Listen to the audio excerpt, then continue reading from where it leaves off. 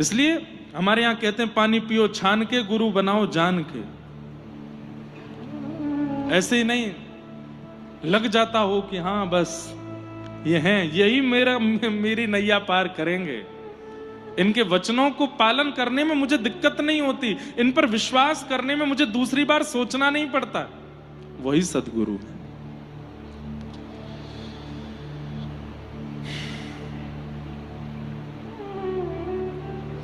सुना है कि भाव जो होते हैं वह गुरु प्रदान करते हैं, लेकिन अभी तक गुरु मिले नहीं हैं और मन में प्रभु के प्रति कोई भाव आ रहा हो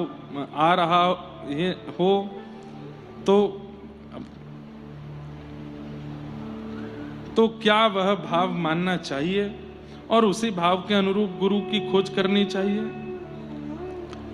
निश्चित है, भाव तो देखो प्रकट होते रहते हैं, पर गुरु क्या करते हैं, उस भाव को और सुदृढ़ कर देते हैं। तो उस भाव से आप कर सकते हो। अब देखो एक कथा सुनाते हैं। हमारे व्रज में एक रसिक महापुरुष हुए, उनके मन में हुई दीक्षा लेने की इच्छा प्रकट हुई। श्री गोवर्धन में गए और उन्होंने सोच रखा था कि वही मेरे गुरु हैं, उनसे मैं दीक्षा लूंगा। और राधा कुंड पर वो महात्मा बैठे थे, उनके पास वो व्यक्ति गए और जाकर के बोले मुझे गुरु दीक्षा दे दीजिए। तो गुरुजी ने क्या प्रश्न किया, तुमको मेरे स्वरूप में क्या दिखाई दे रहा है, पहले इसका उत्तर दो तब दीक्षा दूंगा। तो वो बोले आपने श्वेत वस्त्र पहने हैं, आपने माथे पर उर्ध्वपुंड लगाया है, आपने शिखा धारण करी है और आपके हाथ में जप माला लगी हुई है, आप में से चंदन की सुगंधी आ रही है, आप राधा कुंड पर बैठे हो, आसन पर बैठे हो, करुआ जी रखा है, यहाँ जल रखा है, ये सब बोले। गुरुजी बोले अभी दीक्षा नहीं देंगे। सुनो, बोले क्या? गिरिराज जी की परिक्रमा लगा के आओ और वापस लौट के आना, फिर मुझे देखना, फिर प्रश्न करूंगा, फिर जो दिखे बताना, जब तक सही नहीं दिखेगा दीक्षा नहीं दूंगा। आप गिरिराज जी की परिक्रमा करने गए, गिरिराज जी की परिक्रमा करके आए, अब उनके मन में इतनी उत्सुकता हो गई कि पता नहीं गुरुदेव के रूप स्वरूप में कुछ और होगा जो मुझे दिखाना हो। परिक्रमा लगा करके आए, गुरुदेव के चरणों में कहा गुरुदेव परिक्रमा हो गई। बोले अब क्या दिख रहा है? तो वो और ध्यान से देखने लगे, कुछ ऐसा माला वाला होगी जो मुझे दिखी ना हो। हाँ गुरुदेव, आपने उर्ध्वपुंड लगाया है, श्वेत वस्त्र पहने हैं, शिखा है, करुआ जी हैं, ऐसे सब वस्त्र हैं, और आपने गले में सुंदर राधा नाम की जो है तुलसी माला पहन रखी है। अब मुझे दीक्षा दो।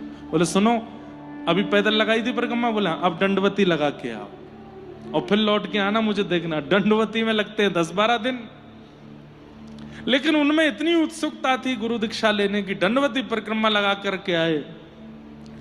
12-13 दिन में दंडवती पूरी हुई, घोंटू छिल गए, हाथ छिल गए, बड़े रोते बिलखते गुरुदेव के पास आए। गुरुदेव ने पूछा क्या दिख रहा है? संपूर्ण विग्रह का दर्शन किया, 1-2 बातें और जोड़ के बता दी, शायद हाँ ये दिख रहा है, ये दिख रहा है। जब इतने बताई तो गुरुदेव बोले सुनो, एक परिक्रमा और लगा के आओ, जाओ।